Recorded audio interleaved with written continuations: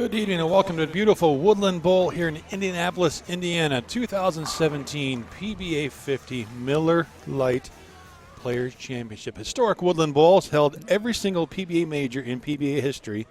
Craig Elliott along with Tom Carter. Welcome back, Tom. Thank you. I'm glad to be here. Last had you in the booth, I believe, in Mooresville with the call there. Yeah, we had a good time.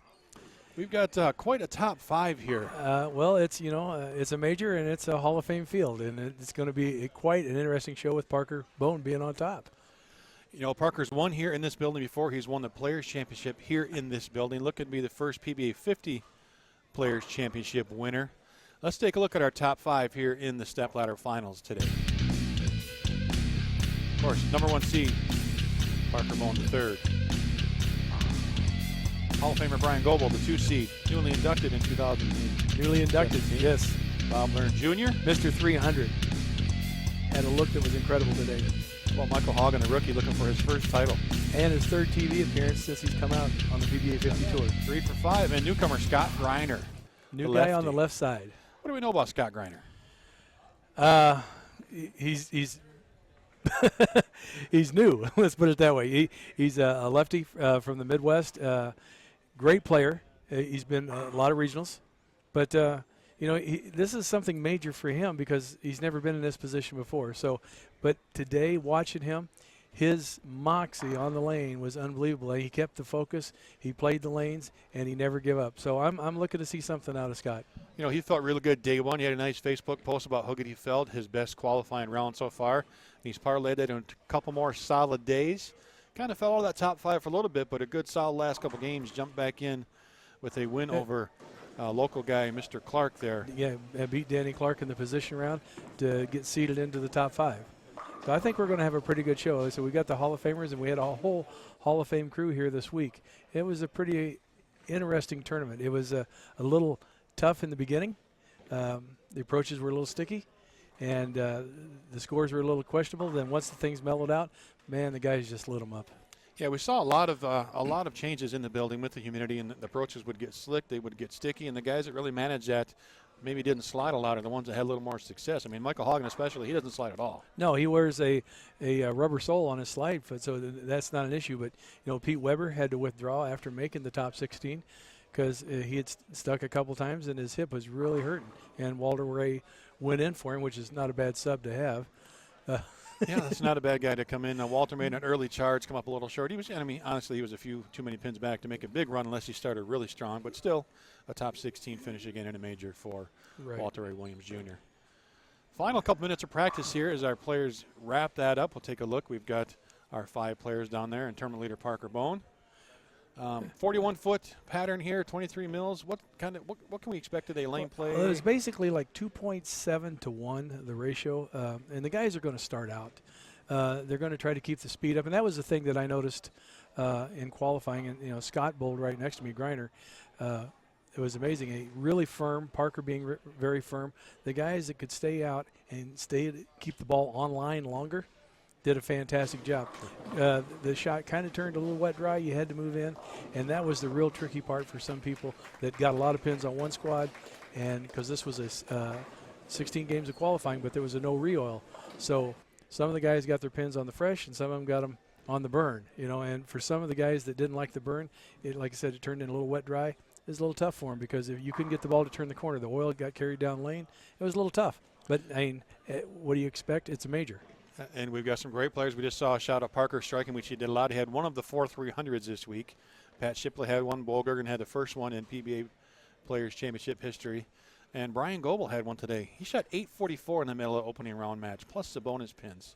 Well, that's why he's here now. That was just a huge block in the middle of the morning round of 32. It's amazing that, he's been out here a couple years, and he hasn't won out here on the PBA 50 yet. But I think that he's hungry today, and he's got a real good look at it. He's been bowling fantastic, and I think he's got a shot. He's playing the lanes a little bit different than everybody else, and as we all know, that could either be to your advantage or against it. All depends on how they break them down. You never know, and we just want to welcome again. This is Craig Elliott and Tom Carter here. We're on the call for the Final 5 Stepladder Final, first major of the PBA 50 season. Welcome to our viewers on Facebook Live, a live look in here as we get ready to go live on Xtra Frame. You still have a few more minutes to watch this final minutes of practice. We'll let you know what's happening here tonight.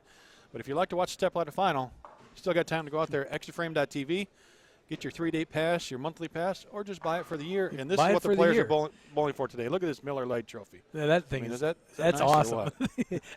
There might not be any Miller Lite in there if we keep it here. Well, yeah, we're going to have to put this out there and give it to the winner. But look at that trophy. We got the ice-cold Miller Lites there. The cube is a nice engraved trophy there. Jim Doty, the staff here at Woodland Bowl, has been great host all week long. This place is absolutely fantastic and pristine. I mean, they treat us like gold here. It's incredible. It's the best place to come, especially in the Midwest. You know, we've been getting spoiled the last couple tournaments. So, I mean, Mooresville, great host with George Pappas. You know, great time down in Florida at the Villages. Now here, I mean, we're setting the bar high for these next couple events here early on. This is stop 5 of the 52, or we've still got, 9 more to go. Yeah, we go out west for the Masters, the U.S. Open, the Super Senior Masters in Brentwood. Then we come back to the Midwest, Dave Small's place, and we got one in Hammond, Indiana. So we got a lot of bowling to do yet. And not just a stop coming from Brentwood, but you got some extra work to do out there. I heard we got a little festivities happening with Walter Ray Williams Jr. getting married, and you're going to be part of the event? I'm standing up in Walter's wedding, which was totally unexpected, but it's going to be fun. That's pretty cool. Yes. We decided that we might dress up as minions for him. Well, that'd be great. John Weber, our tournament director, with final instructions as we get ready to start this opening match. Again, welcome to our viewers out there on Facebook Live. We'll make final adjustments here, and we are going to bring in our tournament leader for a minute. PBA Hall of Famer, tournament leader here at the Miller Lite Players Championship. Welcome, Parker Bohn III. Well, thank you very much. So we've talked a little bit. You've had some experience winning in this venue before, the actual Players Championship on PBA Tour. What can you glean from that to help you have success here today? Well, I'll say through the years of bowling here, I feel like most of the players that have 20 years or 30 years under their belt here have some comfortability going through the center. We know that this end of the center, statistically Easy for you speaking, to stay. is a little bit tighter than the other end. But that being said, the lanes were freshly re-oiled. They are a little bit tighter right now, and I'm going to try to look back at what's happened in the past, especially what happened to me just a few years ago winning here, and try to regain and come back out on top. So you took command late in that final 8-game block today with the lead, a pretty healthy lead as you got into that final match play. You kind of got to coast into the number 1 seed. Won 300 this week. You're not the only lefty here, though. Scott Greiner, another lefty, plays the lanes maybe a little different than you normally do. How's that going to affect your shot tonight, do you think? Well, I'm going to be hopeful that he's going to carry some oil down inside of my target, depending how many games he bowls, obviously. If he bowls, more than one game, it's not just going to carry it down, but it's going to start to break it down in there. So I might have to change my game plan a little bit. But if he bowls one game out there, one game should carry some oil down inside, and hopefully it's just going to make the lanes better for me. Well, good luck to you today, Parker. We're about to find out how it's all going to play out. Let's get out the lanes for our opening match. Michael Haugen Jr. and Scott Greiner. All right, here we go. Again, welcome to people out there on Facebook Live. We'll give you a little tease here, a couple frames on how this stepladder works. We got Scott Greiner out of Platte City, Missouri. And Phoenix, Arizona's Michael Haugen Jr. As we mentioned, Tom Carter in the Open. This is Michael's 3rd show in 5 PBA50 He national has been stops. on fire. And the patterns that we have out here right now, you got to be a little firmer and straighter, and that matches his game unbelievably. Scott is basically a seasoned veteran in bowling. He came from the Midwest region, bowled against him in the Midwest. Obviously, turned 50, been able to come out here, and has actually been very, very competitive, and everybody looks for that opening when things just match up perfect, and today was his day. Yeah, it's been a great week, and Scott's going to start the match. First time on TV, would you choose to start, or would you rather finish? What's the reasoning for this here? He likes one lane better, maybe. I think he just likes one lane better than the other. We mentioned in the opening part that the approaches did come into play a little bit, and one might be a little bit stickier than the other. And if he feels more confident on one side of the lane than the other, that's what he's going to do, especially if you need 3 shots in the 10th. Look at his first shot. Good to get the 10 out late there, almost a 7-10. We saw that a lot this week, the 7-10, and a lot of corner pins. There was a lot of corner pins, and the 7-10s, it was really amazing because the shot to the outside, even though there's the amount of oil we have on the lane, the front part broke down and enough of the oil carried down. It looks like it'd be a great shot, and the ball would turn up and just wouldn't drive. And it was 7-10, 7-10, you make an adjustment, and you might back it up with a 4-9. That's enough to make you pull your hair out. And luckily, a lot of the players out here in the 52 are lacking in hair, so there's not much for him to pull out at times. So, that's but Michael Hagen Jr., he's got a good head of hair. Yeah, well, he still looks like he's 40. Yeah, we will have to check his ID if he does catch that title there. Oh, late pin action on that 10. And there's something you didn't see a whole lot either, is a lot of messengers. You had pins come across, but nothing ever caught up and picked up anything else. And like I said, they're going to start out. He's starting out. A lot of the guys started out playing like 6, 7, 8, or really firm up 8, 9. And Michael, I talked to him earlier, he tried to stay out as long as he possibly could through the whole tournament until eventually there was nothing left there and he had to move in and try to circle the pattern. That's the advantage that he's going to have, though, because he can play straight. When guys had to jump into fourth arrow, just get a little push, they had nothing down lane to get the ball to tip, or he could stay right and do that. And he's using 2 different balls. So there's definitely a difference in the lane. And he played like right up 5 with that ball. And we talk about the approaches. Tough to see around the ball return that one, but he just plants that heel toe, that final step. So approaches didn't affect him one bit. No surprise to see him have success because of that. Approaches. The only thing, and I've bowled in tennis shoes before, and actually I've coached some people in tennis shoes. The only thing that worries you about tennis shoes, if the approaches are really slick, you can actually slide, and you're not expecting that. You're always expecting to stop and get through the shot. Couple of 9 counts to open the match for Scott Greiner. Opening match here, PBA50 Miller Lite Players Championship, the inaugural Players Championship out here on the PBA50 Tour. Again, our top 5, Scott Greiner, Michael Haugen in the opening match, Bob Learn Jr., PBA Hall of Famer Bryan Goebel, and Hall of Famer Parker Bohn III, our tournament leader. Thanks to all you tuning in there on Facebook Live. You still got time to watch the rest of the finals here. Get out there on Xtra Frame, buy your subscription, and join us. And we're going to go back live to Xtra Frame only here now for the remainder of this Stepladder final. What a way to start your career with making the show at a major. That's amazing. And he seems like he's been here forever. I mean, his demeanor standing there, just cool, calm, and collected. Kind of working that gum over a little bit, but a little bit, yeah. I mean, there's got to be some nerves there. And you know what? Obviously, if he's not nervous, then you're in if he's not sport. nervous, he's not human. I mean, Pete Weber even told us, remember talking to him out in Brentwood last year in his match. I said, "Are you nervous?" He says, "Of course." But you won a match. It didn't matter. Right. I have to be nervous, or there's just, it just doesn't flow if you're not. I like how he posts that shot, though. He literally posts for 16 games. Like I said, he bowled right next to me. He posts every shot. He got through it. And when you post shots and you create good leverage at the line, you don't have to be splicing hairs down lane. You create some area because you have such good rotation on the ball because of your leverage. And on this, it was kind of odd. You had to kind of play the approaches. People fell off their shots. Sometimes you didn't make good shots. Really got to you. It was frustrating sometimes.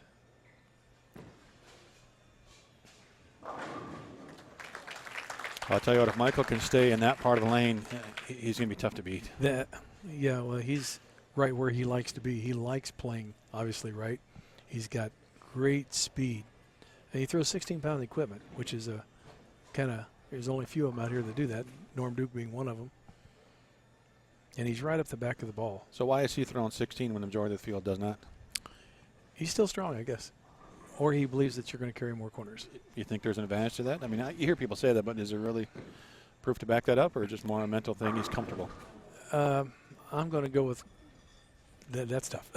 I think it's a mental thing that he honestly believes is going to carry more.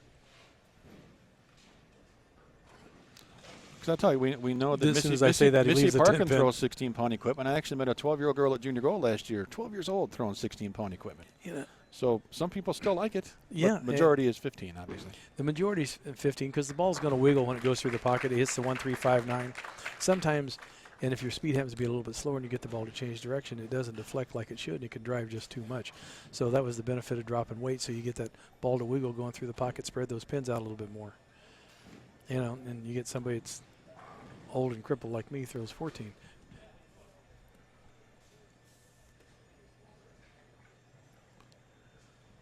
Almost kind of a two-handed setup there for Greiner, holding that ball a little bit, taking some weight off the left hand. Smooth release.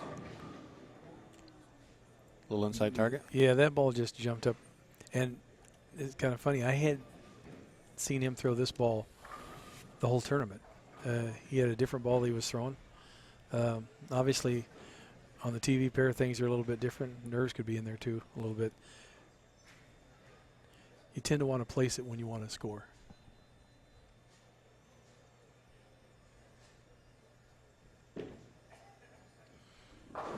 holds that ball down, gets the ball into the swing really kind of just smoothly. He's not like pushing it up, trying to pull it back.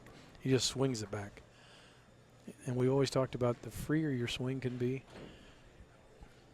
the more rotation, the better accuracy you're going to have. There's no muscle in your swing.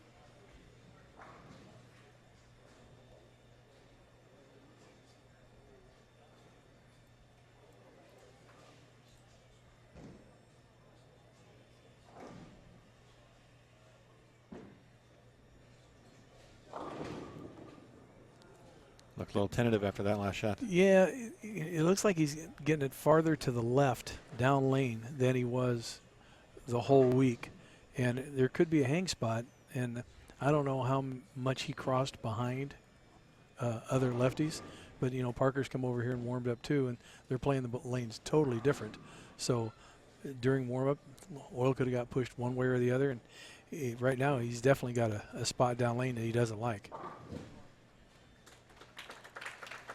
No. But he's going to have to figure out something pretty quick because Michael Haugen seems to be pretty red hot at this point. You wouldn't expect Michael to give you too many opportunities to get back in this match. So Greiner's going to have to start striking. 1 strike so far, 2 splits, 2 spares, and you see what Haugen's doing right now. Well, Mike, you know, he's got to be pretty relaxed. He's made 3 shows in 5 weeks. He's been bowling fantastic. So this is kind of like a ho-hum for him.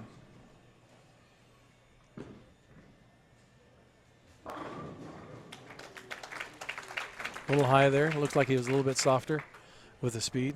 And that's a big thing out here. And a lot of the guys have been talking about it, even the older guys. Me being 60, the younger guys are throwing it so firm, and some of us can't throw it quite that hard. And our ball reaction isn't quite what we'd like to see. So we're trying to figure out wrist positions, ball layouts, things to help us get the ball, you know, down the lane, keeping that zone where everybody else is playing. Reach into that bag of tricks a little bit. Yeah, you're trying. You know, wrist positions, grip pressure, you know, how hard you're hanging onto the ball, all those things come into play. You know, a lot of people just watch and don't realize the person might have changed his grip pressure, just changed his wrist position a little bit to get the ball to react totally different to read the lane the right way. Well, and Haugen's using 2 completely different balls on each lane. The one aggressive ball on the left lane, a little less surface, maybe a little polarized on the right lane with equal success on both. Scott, I have to unfortunately think he's just in the wrong part of the lane at this point, and maybe even using the wrong ball because he's not getting the reaction that he's looking for at all. I agree. He's just not comfortable. Where, you know, the last 2 days he was kind of in the same area with, I think, the same ball the majority of the week. And when you can do that, there's that confidence. Oh, yeah. Now you maybe just squeezing a touch, second guessing, is this what I want? And this is what happens. You go high, you go light, and it's just not there. Like you said, you can't force it.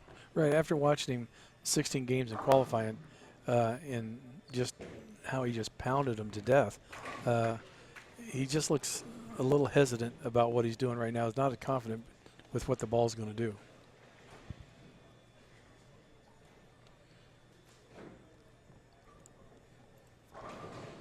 Now he's put himself in a position where that if he doesn't really strike out, he's not going to put hardly any pressure on Haugen at all. Yeah, I mean, 204 is his max score, and Haugen's, you know, pacing 230s, 240s, even with a couple more spares. So I think maybe for Greiner, I mean, you hate to give up. He's not going to give up per se, but right. You know what? You've still got 3-4 more shots. Take a deep breath. Learn from this because he'll be in this position again. Right. And we've always said out here, you have to learn how to win. And you got to get to this position first to learn how to win. And like he'll put this back in his memory banks, figure out what he did wrong, come back and watch the show, and go, man, I didn't see the motion. Because, you know, when you're up there at the foul line, you don't see what we see here on the cameras. His ball's just checking up way too early, and I think he's making some slight adjustments, but they're not a major to get the ball back to where he needs it to be in the pocket. Well, there's only been a couple players that have been out here in their first, not even just their first Stepladder final, but their first PBA50 event that did win. I think Randy Peterson was one of those, but he had success obviously on the PBA Tour. Mike Scroggins, Hall of Famer, had success on PBA Tour, won his first 50 event. Greiner's bowled a few dozen at least on the National Tour, but his first Stepladder final. Like you said, learn from it, get ready to do it again. Build on it, you know. He has got such a great look. The ball's just holding line, getting down there around 6-7 at the break point, just turning left. And we bowled 16 games with a no re-oil. So, you know, if you've never bowled 16 games on a single lane pattern, you got to kind of imagine we started out, and then everything migrated in, but we never really got that deep because of the volume of oil was in the center of the lane and it being a 41-foot pattern.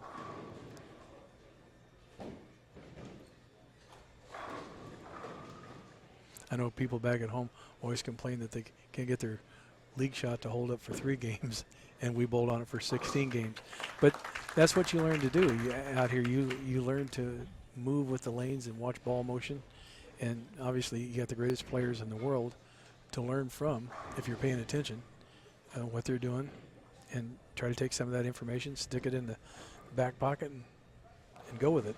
We talked a little bit about the lane play with Terry Rohr, who's a rookie out here on the 50 7-10, tour. you were just talking about that. Saw him a lot. And Terry's going through the learning curve as well. You know, you mentioned 16 games, no re-oil. It's been common. We've only had a couple events where we re-oiled this year. But the type of oil, the volume of oil, and the way that you players out here on the 50 tour approach it with surface, it holds up much longer than a regular tour. The rev rates aren't as high. You don't see a lot of 500 or 1,000 grit out here. You guys seem to earlier on go to the pearlized, you know, 3,000, 4,000 surfaces to make it hold up. Right. And again, the type of oil, it also holds up longer as well. Well, obviously, except for just a few players, we don't have the rev rates that the kids do. And we all grew up playing the lanes a little bit farther right anyway. And so we try to stay in our comfort zone as long as we can. I mean, we can get left. We can get over the gutter, too. We just can't do it quite as effectively as the kids do with as much speed and revs. In this 41 feet PBA50 National Championship pattern, I think from my recollection through 5 events, got you guys farther left than any of the other ones yet. But still, you know, 20, 22 at the arrows, trying to get a little push to get the ball down lane. Yep. But it was the guys like a Bob Learn that had that extra rev rate that could actually get it to turn the corner then by doing that. Well, Bob's got speed and revs, and he could throw it to the burn spot and the ball just recover like crazy. Most of us out here don't have that kind of rev rate, so even if we do throw it to that spot, it's not coming back. See a nice round of applause from the crowd here as Greiner got another strike here, and it's, you know, just got to learn to relax. Well, he finally got his first one, so he got the monkey off his back, and he's happy now. And Michael Haugen. He's just lighting him up. He's going to shoot 250 at the rate he's going. That heel toe dead stop, deep knee bend.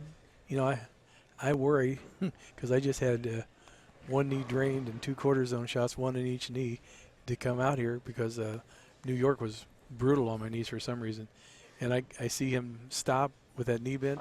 I keep thinking his body's going to keep on going and that leg's going to stay there. Yeah, you would think, but obviously he's in pretty darn good shape. He's got that. That's really big on timing for him because he doesn't slide even a quarter inch. It's just heel toe, plant and go. But yeah, you got to believe there's got to be some stress on that knee at some point.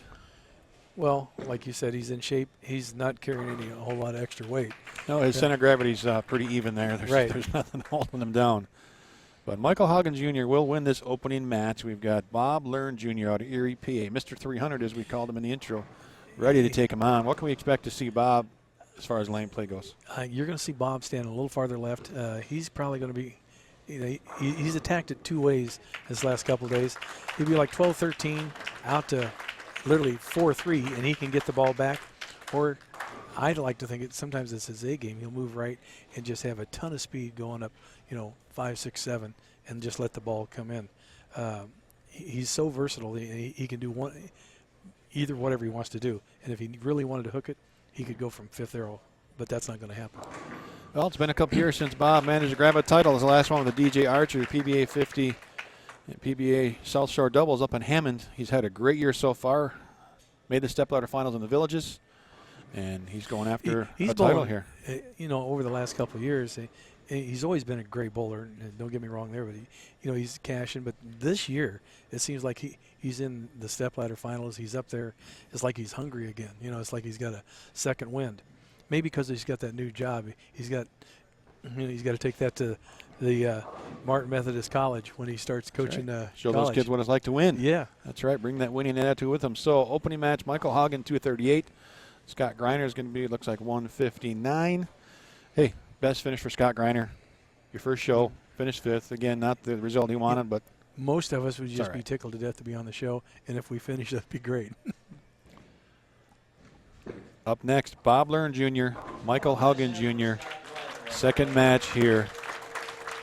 Bob will get his couple of practice shots, and we'll come back. for Learn versus Haugen. Yeah, I believe it was April 6, 1991 in Erie, PA when Bob put on. It was just ridiculous. I mean, 11:29 was unbelievable. I watched that, and he struck forever. Well, it was in his hometown, in the arena. I mean, just people the were crowd going was nuts. electric. Yeah. I mean, that had to be a thrill of a lifetime. We actually talked to him. I believe it was Village's last year. It was pretty much his 25th anniversary of that event, and he said, "Really, 25 years?" Huh. He had more hair than. A little bit. Yeah, he had it spiked up. I remember. I think he's going for the gutter play. I think you're right. Yep. I had two options. The high hard one. Yep. And he does it very, very well. And he literally comes out of his shoes throwing that thing. His feet are fast. He gets the line and he just gets it. Well, and we see players get leverage from different ways, but leverage from anybody comes from your legs. Yeah, from your legs. And with that shot, Bob's really using them. Two totally different styles. Haugen just a little bit smoother to the line, just, through the shot. And Bobby, really quick feet and rears up on it with a whole bunch of revs and a lot of speed. And he can play that line, which is amazing, all day long. He's got the strength to do that. If you just look at his right arm compared to his left, it doesn't even look normal. Yeah, we see a few players like that. Ryan Seminelli obviously comes to mind. His left arm is slightly larger than his right. Yeah, about the size of the calf of my leg compared to the other one. It's just unbelievable how strong that boy is.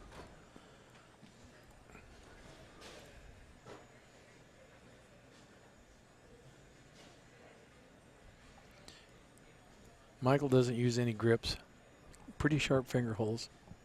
Just so he doesn't over grab the ball, just rolls it, and you can see him come through the back of the ball, just up the back of the ball. His ball doesn't, like you see a lot of players, the direction changes so hard. His is just, it's gradual and it's controlled, and it makes your adjustments so much easier. There's a lot of players. I mean, Norm Duke comes to mind. He's got the no bevel tight grip. But Chris Barnes, the same type of thing. Why do the players do that? Because if you do squeeze it, it's going to hurt. Oh, yeah. There's some guys out there that, they're razor sharp fingers and thumb. And I really need to go back to that. I used to do that. My fingers were so sharp and so was the thumb. And you don't squeeze. It's a very soft-handed release. But unfortunately, as I got older and lost ball speed, I started grabbing on it more, trying to throw it harder. You look at Bobby's grip, it's totally different. He's got kind of a Sarge Easter grip. You'll see him blow in there, and he buries that ring finger down a little bit farther. He actually passed the joint, and he just gets a handful of it. A little bit of loft. That last one got it a couple feet out of lanes, almost maybe to the dots. Not quite on that one, but still just firing it in there. It takes a lot of strength to just hold the ball down with one arm and virtually not any push away and just use nothing but pure power to throw it. There's been a few players that did that. You had Roger Bowker that held it down, Wayne Webb, Carmen Salvino. Marshall Holman was fairly Marshall low. Holman. But he's holding it with one hand, and that's the big thing. And that's where so did Bowker and so did Webb, and Carmen did it too. And the timing when you do that is incredible, because once you start, everything's in motion. It's not like you're over holding the ball on your push. Everything just flows. So we saw Norm Duke several times this week. We know he's got that timing step. If his push away isn't where he wants it, he can stop. Does Bob Learn have that built in, though? Can he stop, or once he's in motion, he's kind of gone? Well, he can't stop. I've seen him stop. But when your feet are that fast, it's got to be hard to stop. That decision's got to be made pretty quick, because you're going forward fast. Well, Norm's got that, kind of shuffle step. So does Pete. It's like forward, back, set, go. This is also Bob Learn's third TV show, second at the United Healthcare Sunbelt Villages, third last week at Petraglia's BVL Open. Pretty solid season so far. Well, it's not getting any easier out here, and I just heard yesterday from my good friend Dave Bernhardt that owns Turbo Grips that in the U.S. Open, Senior U.S. Open, and the Senior Masters, Mika will be here. I heard that rumor too. Mika Koivuniemen making his PBA50 debut. That's hard It just to believe. gets easier and easier out here. Good thing you're finally 60, huh? I can get one of those old guy checks. Got one this week. Nothing wrong with that. Couple of strikes and spare for both players early on, but Haugen with the advantage because his spare is in frame number 1. Haugen is using a surface ball on the left lane, and he's using a pearl on the right. He's using a quantum pearl on the right lane, and when I talked to him earlier, he used that as long as he could because he could stay out longer. So there must be, in his opinion, a lot more oil on the left lane to be using what we call balling up to get some more surface. Well, and he's not, I mean, you know, Fire quantum on the right lane, pearlized, and it looks like an Alpha Cross with some surface on the left lane. That's a big difference in hook ratings. Oh, yeah, one in the spectrum to the other. Yeah, here we go again, and, you know, that people are going to talk about the rule of 31, and they're going, well, the break point should be around 10. And a lot of us think about 75% of that's okay, so it's around 7. But you look at Bobby, he's playing 4-5 down lane. Well, and he's also getting some fresh friction out there as well, and he caught it real early on that shot. As soon as I say, I'm getting to be a black cat, because I said 4-5, that hit like 7 and went right through the face. Send your complaints to Tom Carter at Tom Carter's Pro Shop. He knew it as soon as he did it. Well, and right, that's the danger of really pulling up on it at the end where you know your miss is going to be left, and that's exactly what happened. One thing Bobby can do, he can throw it 100 at a spare. And a lot of times he gets stuff to bounce out. But one mistake, when somebody's locked in, one mistake is crucial. Mike just never seems to get rattled. He just ho-hum very matter-of-factly, gets up, gets set, and goes. I asked him about that glove that he wears, because I seen he had all the fingers cut out of it. So I was curious. Tough break there. He must be getting a little bit of carry down because that ball just didn't make the turn. But the glove that he wears, he's got such a callus on the knuckle of his index finger. He wears a pad under that glove to protect that callus. Other than that, the glove doesn't do anything, because I was wondering because there was no fingers in it. He's wore it forever, though. It's just kind of been his thing. It's a comfort thing, maybe. Or just, you know, the same thing. You want to have that routine no matter what you do. And, yeah, he always seems to have that glove for as long as I can remember. Made a run at this 210. Looked like he thought he had it. Just didn't get over there far enough. 11-pin lead now through 5. Open frame for both players. Splits in the 5th frame. Michael Hagen Jr. leads Bob Learn Jr. Craig Elliott with Tom Carter in this stepladder final. Bryan Goebel waiting the winner of this match, and Hall of Famer Parker Bohn III, our #1 seed. And Parker likes this center. I don't think Mike liked that well, but you know, he just threw it, turned around. It didn't look like he was overly thrilled with the execution of that shot. I agree. It'd be interesting asking about that frame 6. Yeah, he didn't look happy, but he never turned around. That was very interesting reaction. I think he thought he got it too far right and it was going to end up through the face, and it didn't. It ended up flush.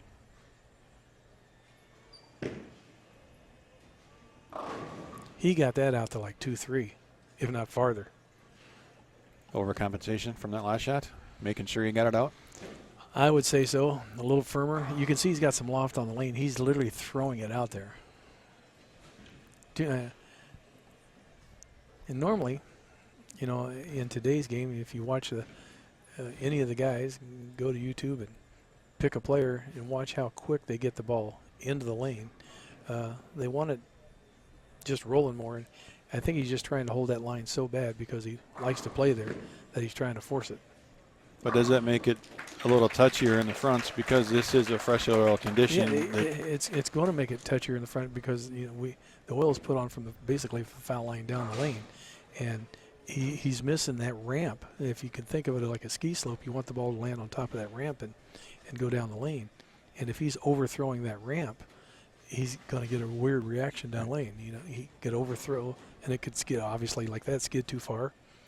Or if he lost it too far, he can get too quick a hook. It's just you're playing gutsy right there. He's made a huge ball change. A little more aggressive piece. Yes. So harder, faster. Well, a little more belly to it. You know, I'm surprised that ball he threw on the right lane, the deviate thug, is pretty much what he lit him up with this week. And I thought that ball might come out a little sooner than it did, but he switched. obviously he's not liking his reaction he's getting on the left lane. How hard is that to do in the middle of a game, to just switch balls, switch lines, and cross your fingers? And he liked it, but left a 4-pin. You know, when you're out there, time goes by so fast. You only got 10 frames. You have to make a decision. You have to commit to the decision you're going to make, because if you start double guessing yourself, you never commit to a shot, so the ball never rolls the way that you want it to. And that's a big thing. You know, if you're going to change something, commit to it, do it so you get a read off of it. Great look at that shot from Haugen. Yep. That was a ball change. There was a ball change. So obviously they both see something. The lanes are definitely changing. A little more oil carry down lane. So he went to a more aggressive ball to get it to turn up. And he didn't waste any time. You know, I talked to Michael in Mooresville about that. He's kind of always been a free agent, throws whatever he wants, and he has reasons behind that. He just goes out and kind of picks the balls that fit him the best. Not a guy that drills a lot. Right. You know, he carries, just so many balls, and obviously it's working for him. But how difficult is that? I mean, usually you set up a bag, you have a progression, this ball, this ball, this ball, all in the same brand, majority of people. He doesn't have that. So when he has to guess like this. To me, that's a big guess. Being with on staff with a certain company, the cover stocks, the weight blocks, and you know exactly, when you go from this ball to this ball and this right. layout, you pretty much know what it's going to do. There's a lot of times, you can switch balls because you switch companies and thinking, okay, this is going to give me a little more of this or a little more of that, and it does just the opposite of what you think. And that's a tough call. Unless you're just using those balls a lot, you better really, really know your equipment. Otherwise, it's like playing the lotto. You're guessing. Sure. And when you have, your progression set up, you're just looking at subtle moves, right? This ball's 2 boards more than this one, 2 boards more than this one, but it's got to be a little tougher for Michael because they are different surfaces, different cores, right. And Bob brings a 10. Yeah, and now you're talking about symmetrical to asymmetrical, balls revving up earlier, reading the mid lane different, given a different angle entry, and it's all about angle of entry, getting the pins to fall down. And obviously Bobby's moved in, trying to circle a little bit more to get the, that look he's looking. And we got a pretty tight match here, so it's kind of a fist fight right now. Whoever finds the best look is going to win this match. And again, we got 3 frames left, 2 frames left, and we're basically 10 pins apart. Yeah, Haugen with a slight lead right now. Max score 222, 213 max score for Bob Learn. Bob Learn really needs a strike here in the 9th frame.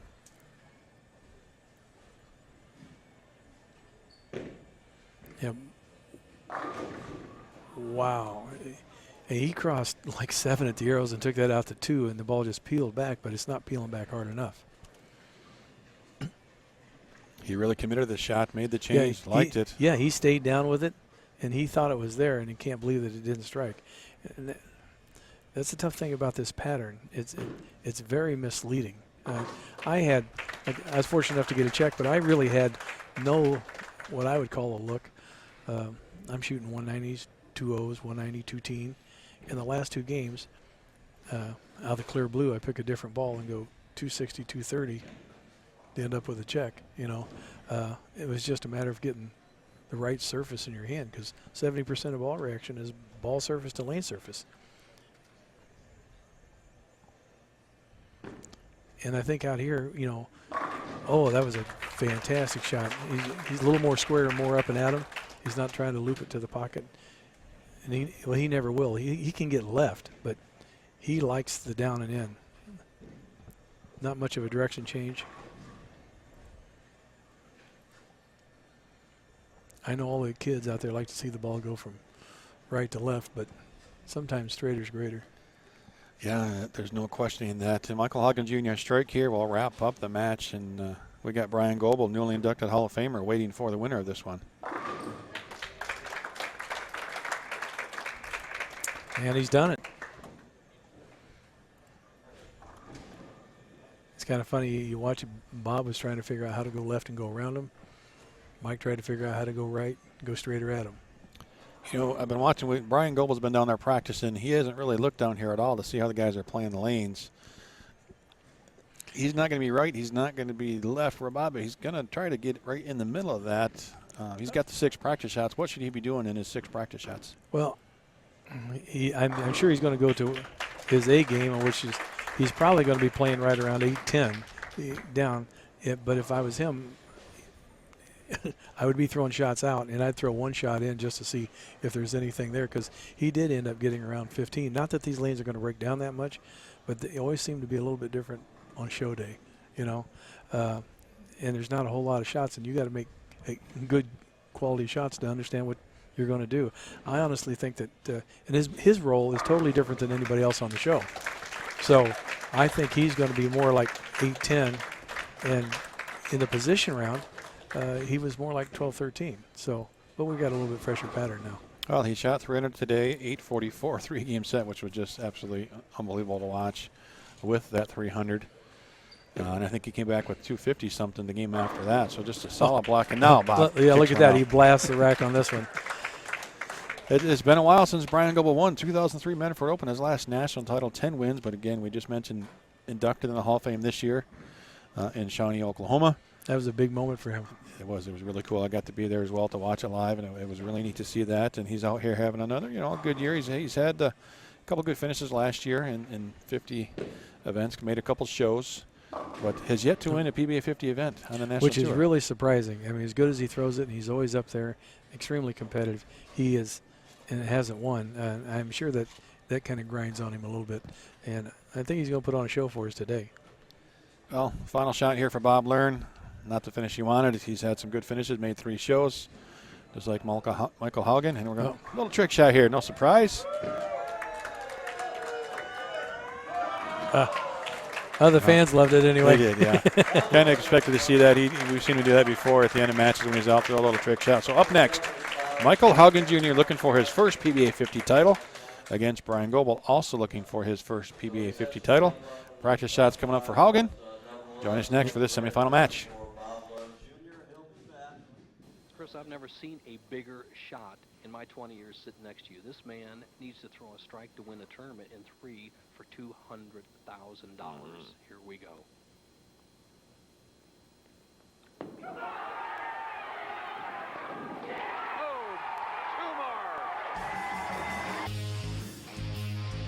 Today's winner receives a 5-year extension.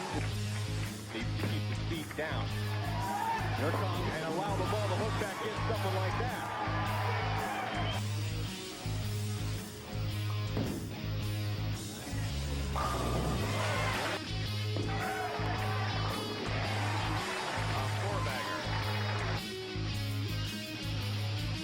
$60,000 on top.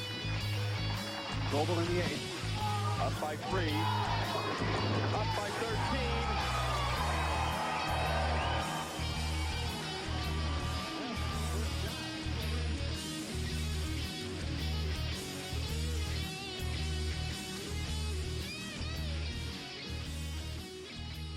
I think Haugen's going to start the match. I tried to sneak down there, get a look at this is a test for you now, Tom, on your eyes. What ball that Bryan Goebel's throwing? I was 3 Gauntlet. feet away and I couldn't tell. Gauntlet. There you go. See, nice job. Got to believe you. Oh, sorry. And I believe that's the same ball they used all day today. He hasn't switched.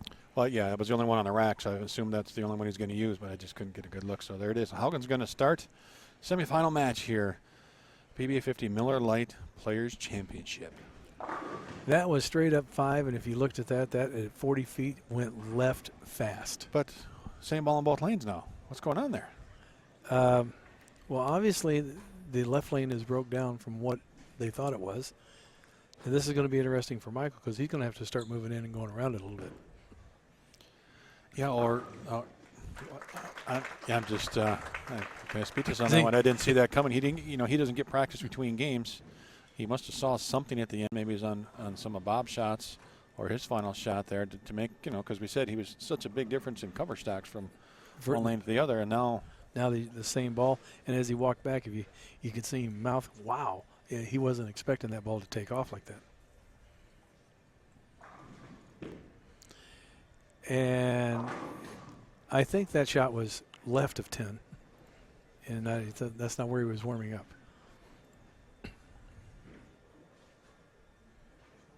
left to 10 all the way. And leaving the 5-7.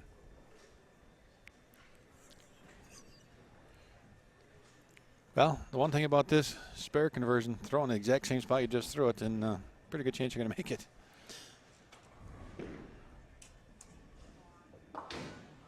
Well, he gave it a run, but you're right. He did throw it in the same spot.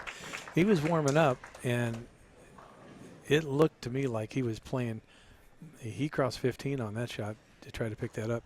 He was playing up like 5, 6, 7, and then his first shot was more around 10, which is either he missed or he decided to just move in off of what he's seen.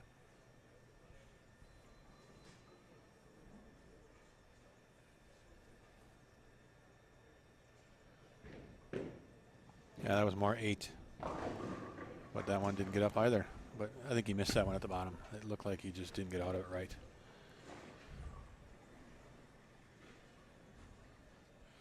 Well, he's definitely farther right on the left lane than what he threw that first shot on the right lane. And then this has got to be extremely aggravating for him, because in practice it looked like he had them both pretty well lined up, and now the lights come on and we throw 2 completely different shots. And unfortunately, you can't win the matches in practice. You know, a lot of guys you see don't always necessarily try to strike in practice. They throw different shots to get some reads. Of course, you want to strike, but it's different once the lights comes on. And, you know, and it's been a while, as we mentioned, since Bryan won. We got to see that nice Hall of Fame induction video there during the break. But again, it's been since 2003 since he won a national title. And if you watch that video, his style hasn't changed one bit. Nope. That was overly high flush, still trying to play out. And Mike's going to try to stay out there as long as he can. Now he's grabbing another ball. We're going to see ball number 4 in his 3rd game. Yep. Going to a shear lock, something asymmetrical that's even stronger. Oh, not yet. He's tricking us. Well, he brought it out for a reason.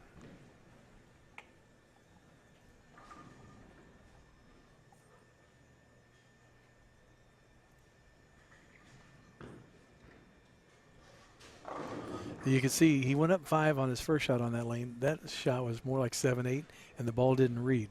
And that's what happened in qualifying to a lot of guys. You're like, oh, it's high. So you try to open up the lane just a little bit and make that 1-1 or 1-0 move, and nothing. My roommate that travels with us in motorhome, Peter Knopf from Germany, and after every tournament we talk about, you know, what could we done different, you know, wrist position, ball surface, how do I get the ball to shape up the right way? You know, you got to figure that we're not seeing something like they see it, and trying to figure it out. I mean, it's a never-ending battle, but it's fun. That's why we're out here. We love the competition. The one thing that's got to be helpful, though, is you're both going to know each other's games quite well, so you can help each other decipher those issues. You know, it's always good to have someone that knows your game, that'll see it different than you do, because we said before, at the foul line, you don't see the full ball motion. No. You can't. It's just not physically possible. You know, I guarantee if the guys out there bowling could see what we're seeing right here on the monitors and where their ball's crossing, they'd be making different adjustments. Because for a guy that was totally lined up, it now looks totally lost on the pattern that's out there. Well, that last shot for Goebel looked like it just hooked right at his toes. It just stood up right off his hand and had no chance of staying right to strike. Nice flick conversion. Beautiful spare. Crowd loves that one. And Bryan's got a little bit different role. We tend to call it more, he kind of spins the ball. It just never really gets into a heavy roll. And that's where he gets a lot of his length down the lane. Mm-hmm. And he's like a Tom Baker. Yeah, and he's counting on the friction on the back end to actually take the ball to the pocket. Well, if we get a little carry down, that doesn't happen. And Bryan's normally one of the guys that's always using surface. You know, he's always got a 365 pad with him. Looks like a real long span. Looks like he's about a 5-incher that really buries that thumb in tight. Yep. So he gets it off his hand really clean. And nice shot there. First strike of the game. His style is really very, you know, methodical. 1, 2, 1, 2, 3. You know, he just does the way he does his steps, very deliberate. But normally he's right on top of it. I think he just got caught off guard at some point here. Because obviously the lane transitioned and he didn't. Haugen's still not changing balls. It's out there for a reason, though. It almost looks like he's getting farther right. Yeah, and I think that's got to be the right move for him, because, you know, he's not a guy that really wants comfortably can move in left and just doesn't have the revolutions to get that ball. If he's got to get into 13, 14, 15 right now, he just doesn't have enough hand to get it back. Well, you take a guy like Haugen, he's very comfortable with his game, and he does what he does extremely well. It's not like he tries to play somebody else's game, and he does what he does, and he's perfected what he does. And you see so many young guys. He went to a much stronger ball, and it still didn't read. They try to emulate somebody, and they haven't found their own style yet. And that's what makes these guys great out here. Whoever you look at, nobody looks like anybody else. They've perfected what they do, and they repeat what they do. And if you can repeat shots, you can adjust to what the lane's doing. And that's probably the biggest key to today's game. Yeah, there's a power game. These young kids rev it up, but build on what you do.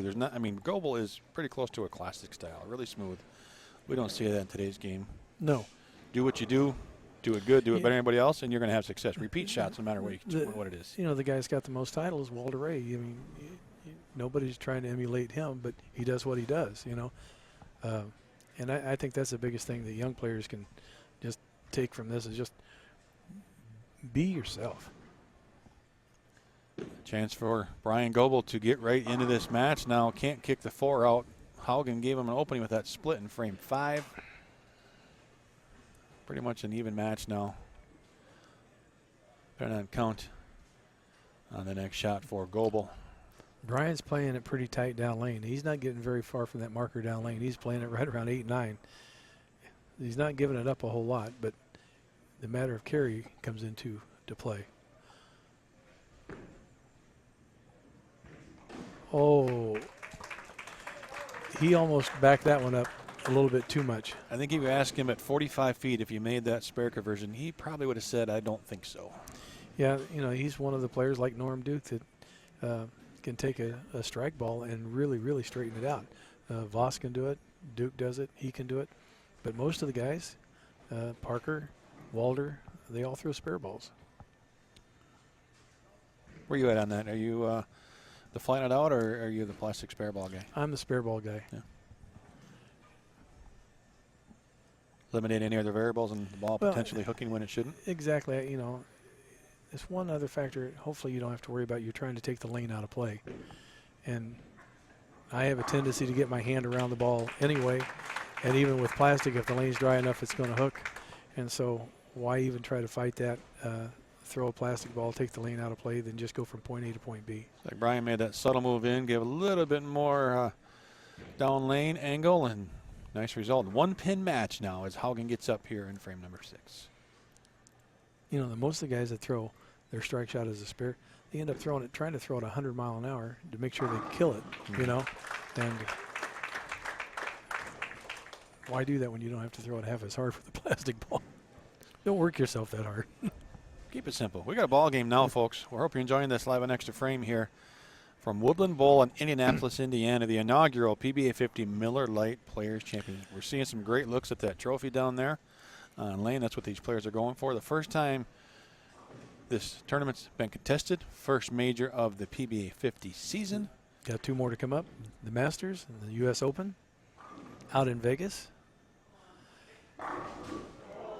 Wow. He got away with that, but I thought that ball, from my angle here, looked like it just hooked up a little early. It just kind of hooked and set. Well, the last one quit on him, and I think this one might have too, but he was a little bit inside from the last shot. Looked good going through the pins, and then right past that 8-pin. But he got some motion out of that ball, which the last shot he didn't, so that's something he can actually make a move off of. Right. I just like him. I really enjoy watching his release because when they talk about up the back of the ball, when you watch Michael go through it from the release to his follow-through, it looks like he's giving somebody an uppercut. He is just dead up the back of the ball. Well, I mean, when somebody says, hey, who comes up the back of it, he's almost the first guy that pops in your mind. It has been for years. That's always been his A game. Some people think, they're up the back of the ball, but not like that. Yeah, what's he, an 87-degree tilt or whatever? Pretty much end over end. Yeah, that would be 0. Or 0, yeah. He Bryan found got a something on look. that last shot. Yep, he got a look. Now we got a match. Really He doubled good. up. Maybe he's finally calmed down. I know he wants his title, so he might have had a little bit of the jits right there in the beginning because he's might be forcing it. Like you said, it's been a while since he's won, but they never lose that desire to win. It's been 11 years, and hey, what better way to kick that streak out of the way with your Hall of Fame year? Right? I mean, you know, how can 2017 get any better? He's in the Hall of Fame. Well, grab a title while you're at it. That's just the icing on the cake. But no matter what, one of these players has another pretty good player to get through in Parker Bohn III. Yeah, that's not going to be any gimme when you get there. Whoa, that a light shaker. It looked like that could have been a split again. He got away with it. Throwing some pressure back on Michael Haugen's way. And Haugen just stones an 8 in this lane, and Goebel gets that. That's just the way the game is sometimes. It's not fair. Yeah, this game sometimes doesn't make a whole lot of sense, but that's why we do it. If it made sense, then it would be boring. That ball looked like a check a little early, but laid off. 10 in the pit for Haugen. 126 in the 7th. But he's going to be down, 20-some pins right now with a couple frames to go. He only got a possible 216, and we're looking at 230 out of Bryan. Bryan's in the driver's seat. Haugen can put some pressure on him, make him get up here and perform, but I think he's going to need some help. He can strike out if he can figure out this lane on this shot. One time, he did. So he seems to be pretty lined up on the right lane, so you can almost, no black cat, pencil him in for like 216. We'll see. He threw it right where he wanted. The question is, was he going to carry after the last couple shots? And he did. So there you go. 216 possible for Haugen.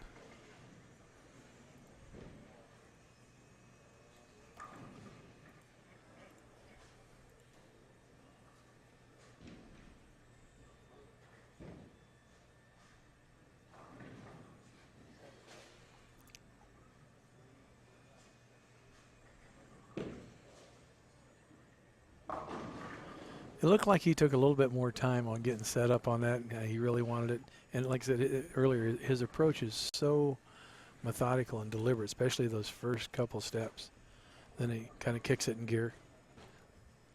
And count was big, that 8 count. Now he's going to max at 213. Is that right? Yes, sir.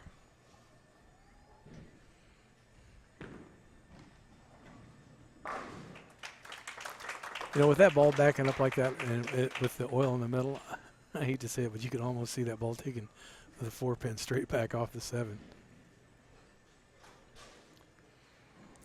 Well, he has to strike out to force a double out of Mike.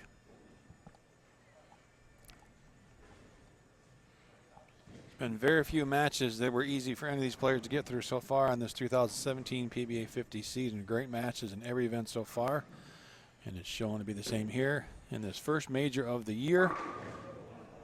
Oh, solid 9. His best score is going to be 202. Michael needs the first one. It's amazing how a ball can go through the pins and not take them all down when it hits so solid.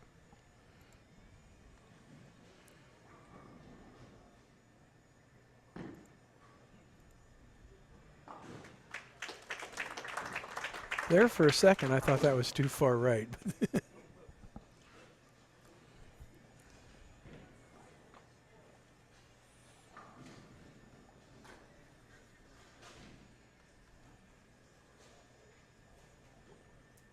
I think most of the guys, you look at the layouts and when they're picking up the ball, most of the guys have been throwing pin down stuff that's just not quite as angular on the back end so that they can control that back end.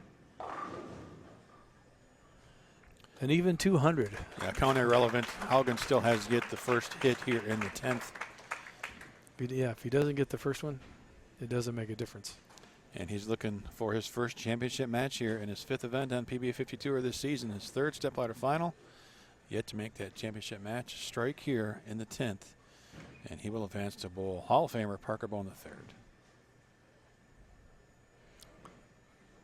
I don't care who you are. That's going to be a tough match. Well, one thing's for sure, Parker's going to be relaxed. He's been here so many times.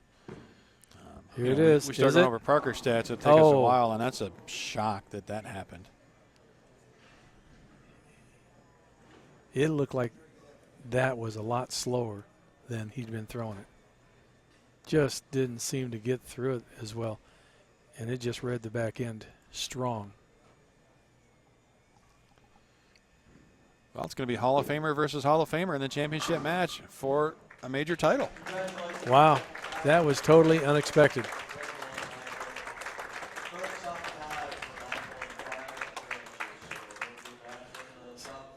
A big sigh for Bryan Goebel, but now he knows he's got his work cut out for him right now. I'm sure he's got some history with Parker. Parker will get his practice shots, and we will get ready now for our championship match here, Woodland Bowl, Indianapolis, Indiana. Parker Bohn III, Bryan Goebel, a pair of Hall of Famers for the first major PBA50 Miller Lite Players Championship. Parker Bohn and PBA Hall of Famer Bryan Goebel going at it for $10,000 Hall of Famer versus Hall of Famer. And who was that lady we just saw sneak in the camera, Tom? That was Wonder Woman, Linda Carter. My better half. You know, we talk about Jan Weber as our tournament director, but just be honest, she runs the show out here. She does quite a bit. She does all the scores and posts all the stuff. So, yeah, they keep her busy. This is going to be an interesting match. At least they're having fun. But, you know, Parker won the championship here in 2015, but he didn't qualify here. That was kind of an interesting story. Very interesting. Oh, and now a hug for Goebel, too. There you go. Yeah. Parker keeping it light, as always. There's not a better personality out here than Parker Bohn. You know, we started talking about it at the end of the last match. If we go listing all of Parker's awards, we'd be here all night long. But he's won a lot. Nagy Award winner in sportsmanship, Player of the Year. There's nothing the guy hasn't won. He's won here in this event. He won the Players Championship here. Looking to win the first PB50 Players Championship here. Obviously, he likes this center. Right. In that Players Championship that he won, he qualified in Milwaukee, and they had the finals here. That was interesting. We didn't realize that until we talked to Parker earlier. No matter what, he just likes to win, and he likes Woodland Bowl. And as we mentioned, this is a historic venue for a PBA competition. And how about messengered out to 7. I think he went with the blue and white ball to match the colors of his outfit. Yeah, what ball is that? That is a DV8 Freak Show. Okay. And it was between that and probably a Brainiac that he was going to throw, but on the fresh, the Freak Show seems to give him a much better look. And when the oil pushes, he was telling me that then he likes to switch to the Brainiac. Looks like Goebel's still sticking with that same. No. That's a different piece. We got a new snuck toy one in there on us. Yeah. Where'd that come from? His bowling bag down by the ZT area. Thanks. I shouldn't have said anything. We caught you snoozing on that one, Tom Carter. What ball is that? We got a different ball. A little less aggressive piece, maybe. A little cleaner through the fronts. Now I got to think. Somebody's going to write in and tell me what it is. Well, it's the right ball, at least on lane 46. Let's see if it's the right ball on lane 45. Much cleaner through the front, still retaining some energy. Oh, yeah. And I'm just going to go with his color-coded because it's gray and white with what he's wearing. So how's that? One thing we know, though, is Bryan Goebel, he's a Hall of Famer. He's won 10 times. He knows what's going on. He's bowled Parker before. And you got to believe, coming to this match, he says 200 is not going to be enough. He had to find something that's good. You know, he's got to believe he's got to shoot at least 240. Yeah, he can't leave anything in the bag. He's got to bring it all out because Parker, as nice a guy as he is, he steps on that approach. There's one job at hand, and that's to win. Yeah, beat that guy that's next to you. Knock down as many pins as I can.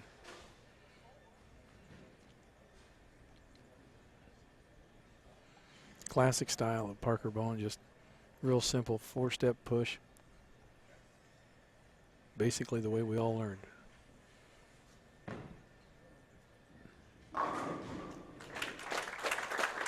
When you're shredding racks and throwing pins all over the place, I don't care who you are, it's a little intimidating when you're not doing it. A little bit. Posting that shot. And he clobbered that 10-pin.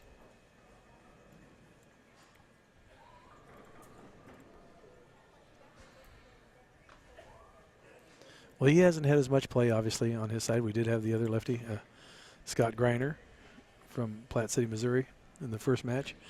And Scott played him a little bit different, a little bit more swing. Parker a little bit straighter through the front part. And that was high flush, and he got away with it.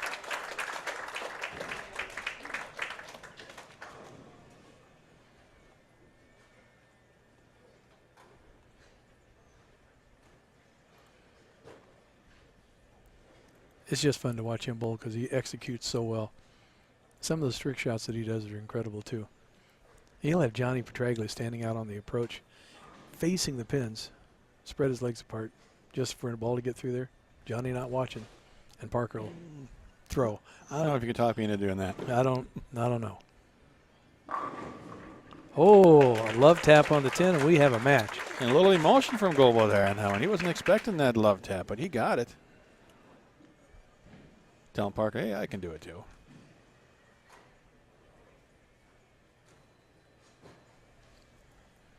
Six pin just kind of laid up there and give it a nudge.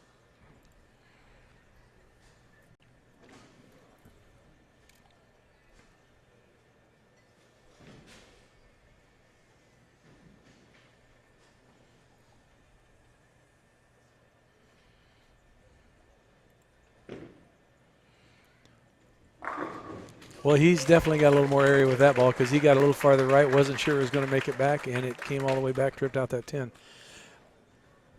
Obviously, he's using something that's way cleaner through the front part of the lane, which is just storing lots more energy, not having to swing it as much. Even though he did swing that shot, he's playing a little bit more direct. I think that gauntlet was forcing him to try to get out of his comfort zone.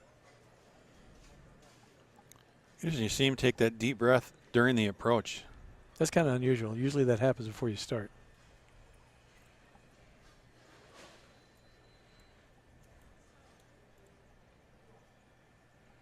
That's the second back off that Parker's had. He doesn't feel good. Well, and he is one of those players. He's very sensitive with the thumb, right? We see him do a lot of tape moves with it, and just he really likes to get that feel. Well, the top players, Parker, Norm, Pete, a lot of these guys are field players. If it doesn't feel right on your hand, they're not going to throw it. That felt right on his hand. Yeah, that looked kind of good down lane. I mean, he's watching the ball just obliterate the pins. 4 shots in a row and nowhere near a pin staying on the deck.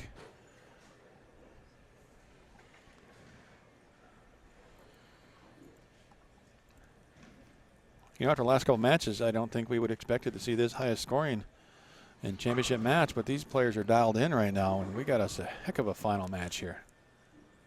Well, Parker pretty much lit him up today, so if the shot even resembled what he bowled on today, it should be high scoring. And then, Bryan shoots, what, 800? Yeah, 844 in the middle of the block. Yeah, that's just 844. 1099 for 4 games. So, yeah, walk in a park. Wow.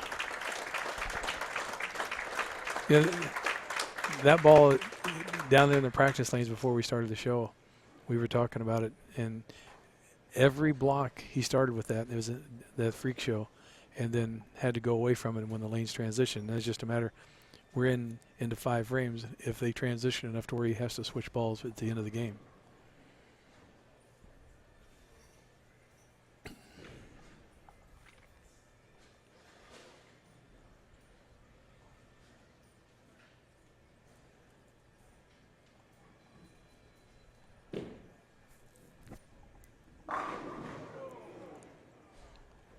Well, and just like that, 21 pin advantage for Parker Bohn III.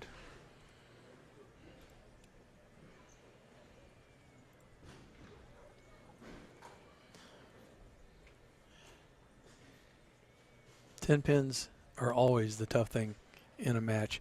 No matter how well you throw the ball, the pins could be off spot just a hair. The ball lose energy, and everything looks good, and just not go through the pins the right way.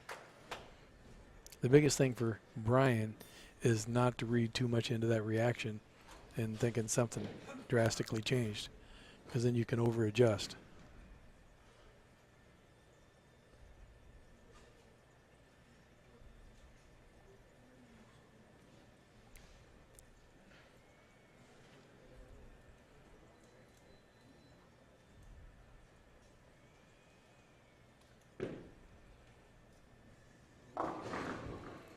Got that a little right, a little quick, but he did that on the lane the last time, and it's set up. He's trying to play a little bit farther right than he did in the previous match, but I think he got to the burn just a hair early. And the thing about this pattern, as tight as it seems, if you hit the friction spot, the ball just literally duck hooks out of your hand.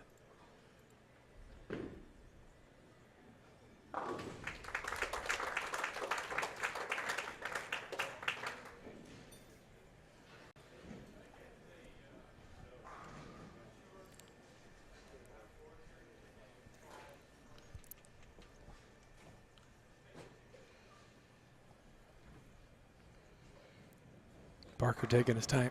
You can tell that he's in championship mode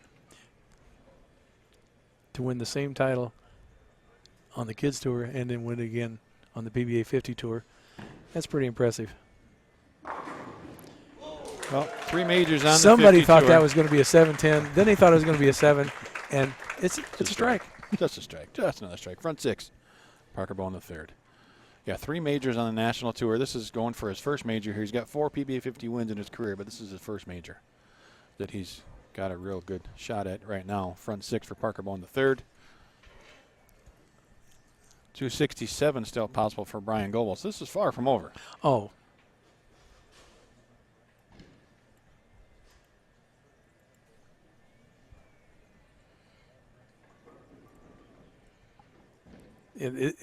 Easily, you're looking at it, 260. Don't want to jinx anybody. Oh my goodness! See, far from over, and he's giving that the stare. Almost 710 last shot, and that was just a blower 710. Well, Parker Very has nice the shot. ability to really throw it hard with very little effort, and he might not give that one enough time to read the back end.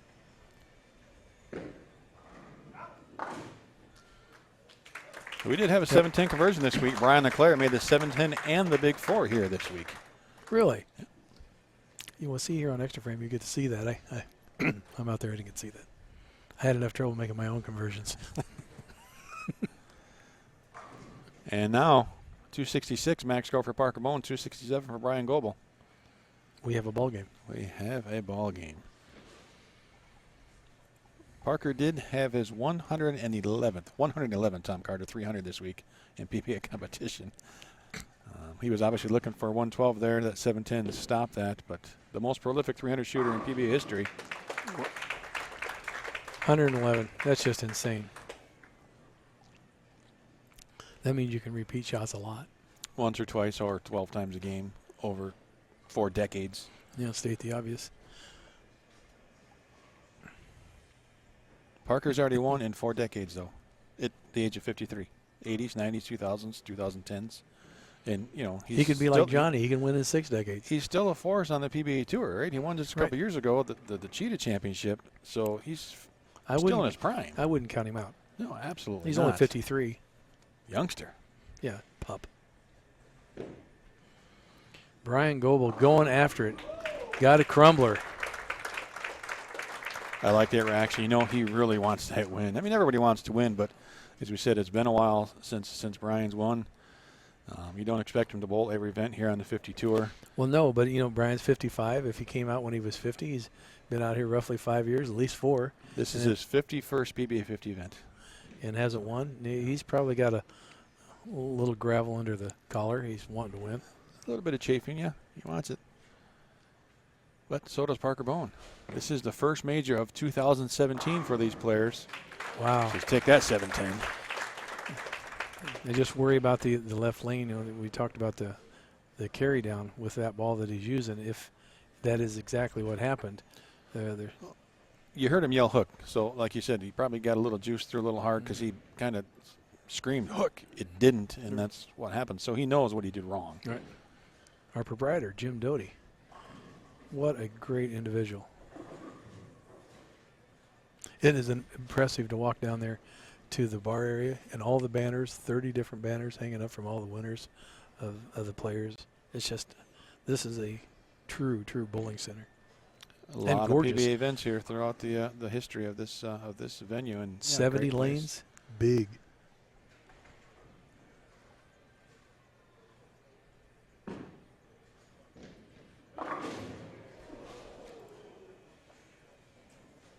He didn't like that off his hand at all, and he obviously made an adjustment on that left lane for that 7-10, and that ball just started up a little bit too soon. He knows it's right at target, down lane, hoping for a break. Oh. That really opened the door. Max score for Parker now 232. Bryan is in the driver's seat. Yeah, he's pacing 230s with 267 still possible. So this is it's his title now. Right? It's his to lose.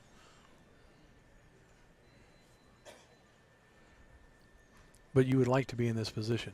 And let's watch his breathing pattern here. We're going to get a close-up, maybe not there. We saw that big exhale a few shots ago.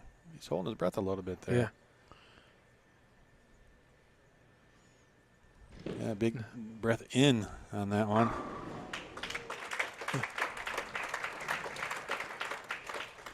Bryan Goebel looking like he's going to get his first PBA50 win and a major to boot. That's why he's a Hall of Famer.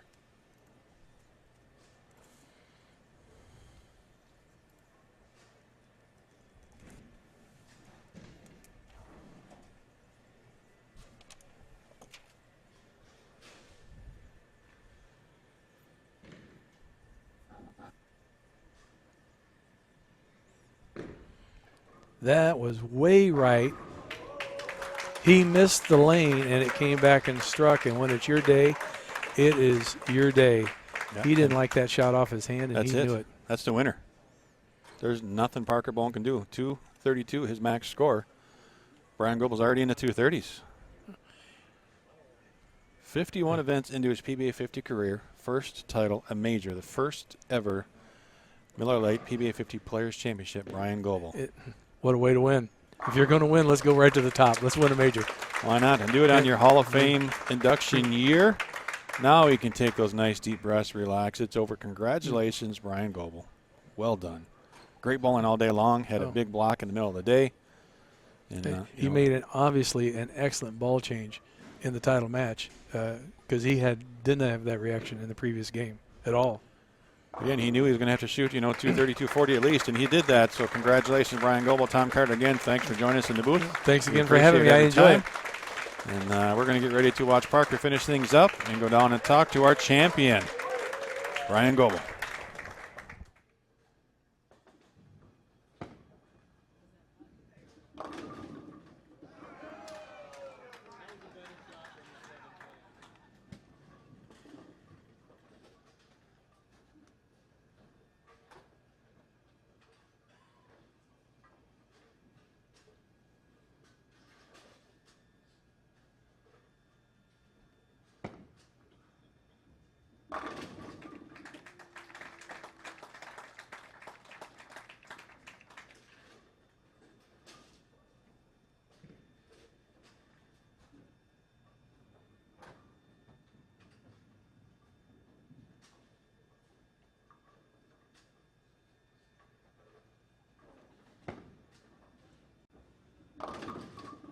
Congratulations to both players, Parker Bohn, Bryan Goebel, our champion of the PBA50 Miller Lite Players Championship at Woodland Bowl. Stick around. We are going to have a quick interview for Xtra Frame. Craig Elliott coming on board to interview the winner.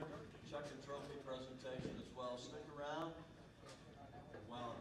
10 tour titles, Hall of Fame induction this year. This is your 51st PBA 50 event. Win it with a major, the first Players Championship. How's it feel? Well, obviously, I'm kind of without words. This feels great. It took me about that many tournaments to win on the regular tour, and I was hoping it wouldn't take me that long out here, but it has. But there's so many great bowlers out here. I feel very lucky and very fortunate to have a title now. It was a great match, high-scoring championship match. You made a ball change there going from the semifinal to the final. What was the thinking, and what was the ball change you went to? Well, the other ball I had was the ball that I was working, but I just wasn't quite loose enough to get it down the lane, and so I was kind of forcing it a little bit. This ball went down the lane just a little bit easier, so I didn't have to try to force it so much, and I got away with a few more mistakes with this ball than I did the other ball, so it just worked. Lucky guess. Well, sometimes that's what it takes. Congratulations. Thank you. Your first title on the PBA 50 Tour, a major. Yeah. the first Players Championship, and you're going to add your banner to this historic Woodland Bowl. Oh, that's great. You guys have been great. We've been coming here. I think I came here in 1990 for the U.S. Open, and we've come here for the TSC and the Players Championship. We've come here for so many years. You guys have been fantastic, so I love coming here. Look forward to coming back. So thank you all.